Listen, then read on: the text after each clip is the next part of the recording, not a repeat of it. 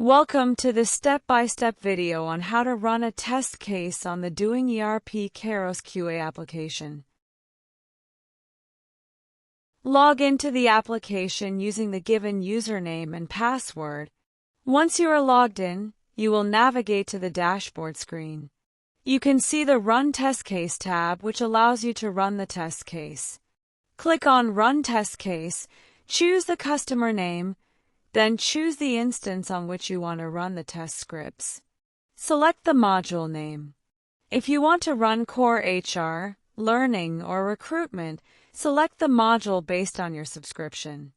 For example, if you choose Learning, you can quickly download the test data. This test data file is a template where you must provide your test data depending on the different test cases. There is a color code provided for these test cases. Based on the color code, you can mark all the mandatory fields required to execute the particular test case. After making changes to this template file, save the Excel file with a different name. Navigate back to the application and choose the test case you want to execute. You can view all the test cases under the selected module. Select any one, for example, adding classroom. Once you choose the test case, you have the provision to either select multiple test cases for execution or execute a single test case. Click on Run.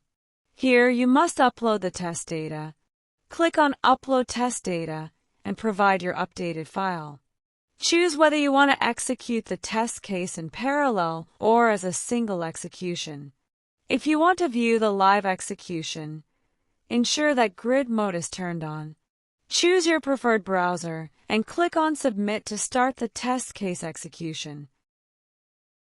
Once the test case is submitted, you can check the notification bar to view the execution progress. Click on Notification, and it will show that your test case is running.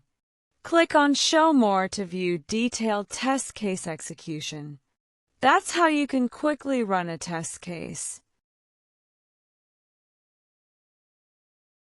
Thank you for watching.